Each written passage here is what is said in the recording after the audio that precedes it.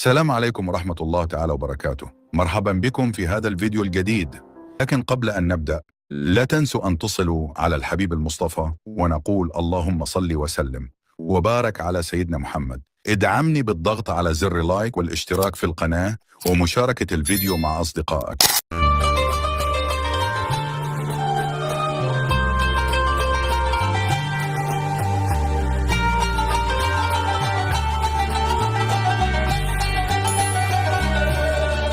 رمضان كريم. السلام عليكم زازلس اوفردوز ومرحبا بكم في قناة لزاوي فاميلي. فيديو جديد وروتين جديد. بما انه اليوم نهار العيد اذا غنشاركوا معكم الروتين ديال عائلة لزاوي نهار العيد. اول حاجة بعدا شوفوا لي العزاوي بالبلدي عاوتاني هبط وريهم البلغة. داك النهار كتوريهم الصندالة ياك انا عاوتاني على البليغة داكشي اسورتي عاوتاني. لا صرعتيها العريس اخوتي والسلطان خاصني العروسة.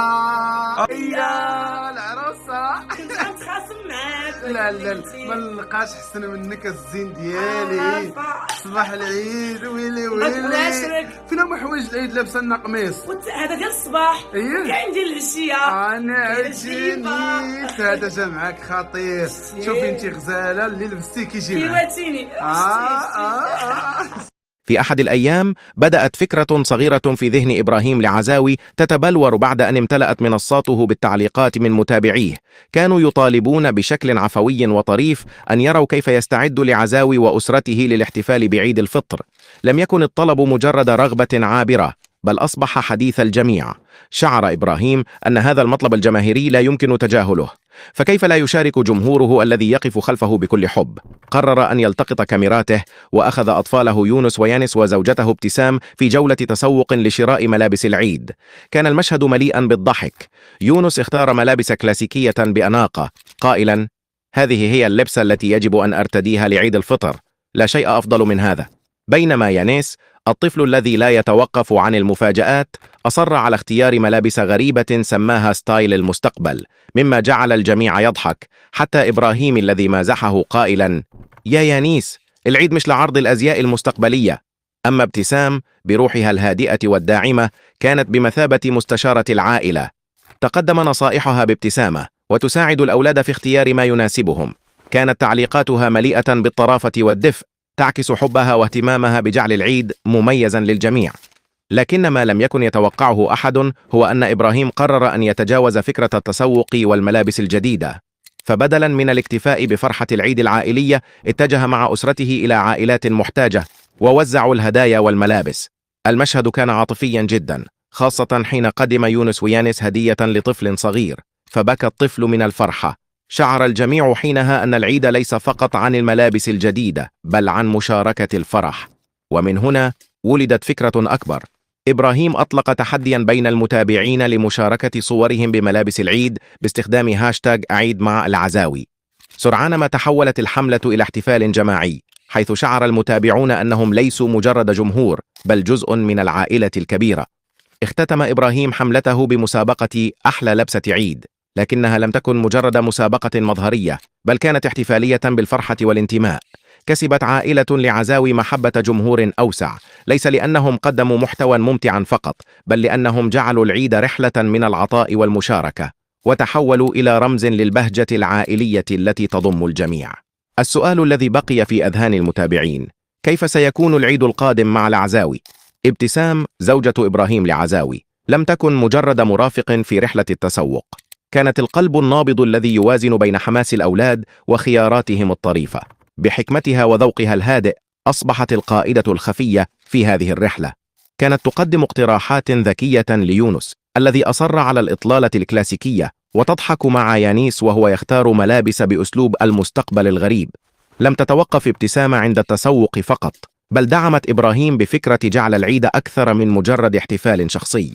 حين بدأ إبراهيم يفكر في مشاركة الفرحة مع العائلات المحتاجة، كانت هي من شجعته على تنفيذ الفكرة، وقالت له: الفرحة اللي ما نشاركها مع الآخرين ما تكون كاملة. وعندما وزعوا الملابس والهدايا على الأطفال المحتاجين، كانت ابتسام بجانب يونس ويانيس تقدم لهم النصائح عن أهمية العطاء. لحظتها لم تكن مجرد زوجة أو أم، بل كانت مثالا حيا على أن العيد هو فرحة تضاعف بالمشاركة. ابتسام لم تكن خلف الكواليس فقط، بل ظهرت كعنصر محوري جعل من العيد تجربة إنسانية أعمق، وترك أثرا قويا في قلوب المتابعين الذين رأوا فيها صورة الزوجة والأم التي تمنح العائلة دفئها وتوازنها. بهذا الشكل يبرز دور ابتسام ليس فقط كزوجة، بل كركيزة عاطفية وإنسانية ساهمت في نجاح المبادرة كلها. احتياج إلى تفعيل فكرة أكبر، فكرة العطاء. كانوا يعلمون أن فرحة العيد لا تكتمل إلا بمشاركة الآخرين الذين يحتاجون لها. كانت لحظات هدايا الملابس للأطفال المحتاجين بمثابة نقلة نوعية، حيث ترسخت في ذهن الجميع أن العيد ليس فقط وقتا لشراء الملابس الجديدة، بل هو وقت للمشاركة ولإشعال لحظات السعادة في قلب شخص آخر. وفي لحظة إنسانية لامست قلوب المتابعين، قام يونس ويانيس بمفاجأة طفل صغير كان يشعر بالحزن بسبب عدم امتلاكه لباس العيد. حين قدما له حذاء رياضيا جديدا، لم يتمالك الطفل نفسه من الفرح ودموعه انهمرت. فكانت تلك اللحظة التي أثرت في الجميع، وجعلت المتابعين يدركون أن العيد في حقيقته هو العطاء والتواصل مع الآخر. في هذه الأثناء بدأ المتابعون أنفسهم يشاركون في الاحتفالات العائلية بطريقة جديدة. الصور التي نشرها المتابعون باستخدام هاشتاج أعيد مع العزاوي كانت تحمل طابعا خاصا، حيث بدأ الجميع يشاركون في التحدي ويعرضون أجمل إطلالاتهم. كانت الصور تتدفق بشكل مستمر، ومن بين الجميع كان هناك إحساس قوي بالانتماء. كان الأمر وكأن العيد ليس فقط للاحتفال، جديد رخيص جميل يجنن انت اش كدير هنا؟ اش كدير؟ كنبيع معاهم. المهم راه فعلا اخوتي هادشي عندهم جديد وزوين آه. في نفس الوقت رخيص. رخيص. داكشي علاش كتجي ابتسام عند متجر عناية. ياك صافي قيستي جلابه وجات معاك وغتاخديها. صافي هذيك ناضيه. وعلاش عاوتاني لبستي هادي؟ هذه واحد الموديل مصايب بالمنسج، ما بغيتش نزقلو، ما أيه. غنزقلوش. ونهار العيد غتلبسي جوج ولا شنو؟ هذه كبيرة ولكن هادي ديال شمن شخصيه؟ ديال طاز المشاكل. طاز المشاكب. جايب هادي اخوتي ديال تويتي وطاز المشاكس قال لك بيلبسها في العيد. انت راه خصك تلبس قميجه شي حاجه كلاس، لحقاش انت كبير بقيتي صغيور. هاي هاي هاي هاي هاي جاتك واعره، عجباتك هذه؟ خاصك جات لنا. خربقتي اللبسه صاحبي. المهم هذه مازال غنضرب معها القويميجه ديالها، السروال الابيض ماشي الشورت بحال هكا، الشورت ويلي الشورت مع الفوقيه. هذه سميتها الشعره. مبروك يا هشام. اخر حاجه خدينا هي الحلوه. يا سلام. الحلوه الحلوه. حلوه ديك ديك ديك. نوضي فينا هي الحداقه. وعلاش ما صوبتيش انت الحلوه في الدار؟ ما كاينش الوقت. ما كاينش الوقت صافي شروها من الزرقاء. ماشي مشكل، حتى هي كتكون زوينه.